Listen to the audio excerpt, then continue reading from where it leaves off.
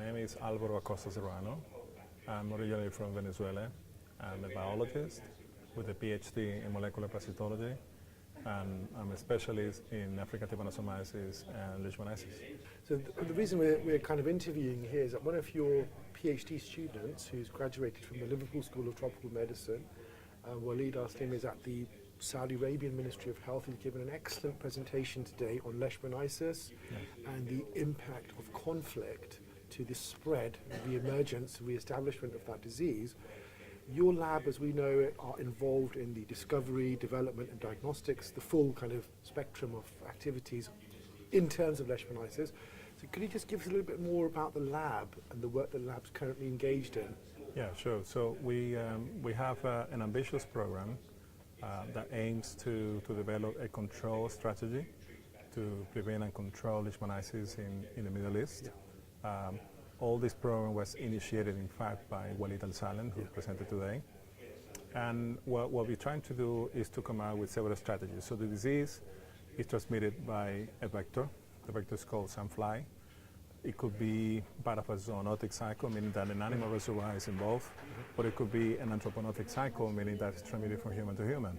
Okay, so the two cycles result in a skin disease.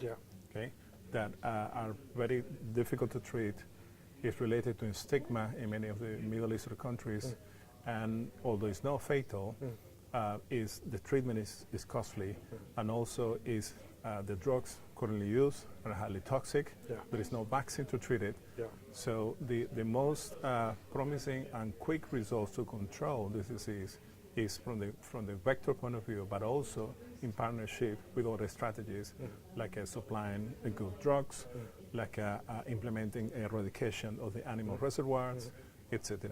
So we are interested in developing one aspect that is really lacking in this field, which is diagnostics. Can I ask you about this? That we hear this as one of the major stumbling blocks to nearly all the NTD effort globally, the absolute lack of, well, we can start at the biomarker level, right? The lack of biomarkers. That's right.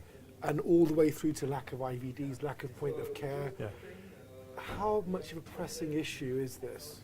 It's absolutely essential right now. So traditionally, leishmaniasis is diagnosed by dermatologists who really recognize just based on the ulcer. The problem is that two things. Oftentimes, several skin diseases can be actually diagnosed as leishmaniasis, and in fact, it just could be caused. It could be eczema, it could be just a fungal infection, tuberculosis, and so on. So that's one problem. And then the two type of cutaneous leishmaniasis produced either by zoonotic or anthropootic cycle, they have to be treated differently because the current drugs favor more the treatment than one than the other. So in an area like we have refugee camps where people coming from the two type of diseases go into a refugee camp, the doctors will not know what kind of disease they have.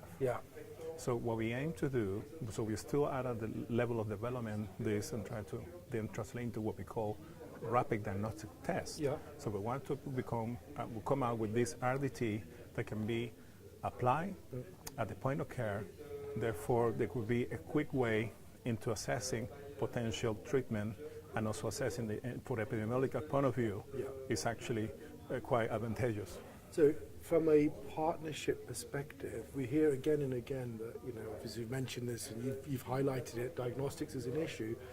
We have here IVD companies, we have here WHO representation, we have, you know, NGOs are here in terms of potential field isolate collection.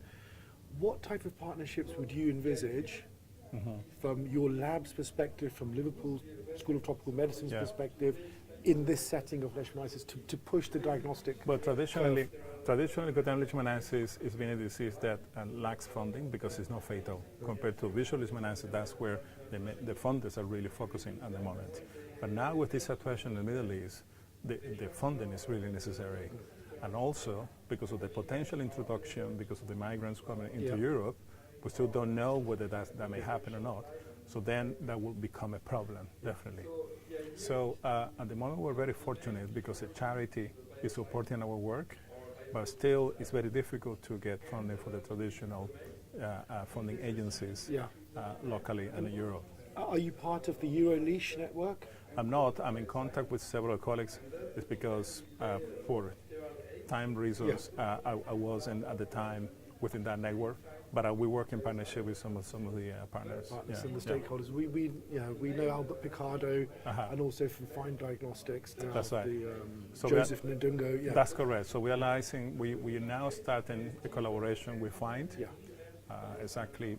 Picardo is the link with this, and Israel. Israel Cruz. Israel Cruz, exactly. Yeah. And what we're trying to do is to get this great cohort of samples from patients from different areas of the world, specifically from the Middle East, that have been clinically defined, and then just to validate whether our assay will be useful in the field.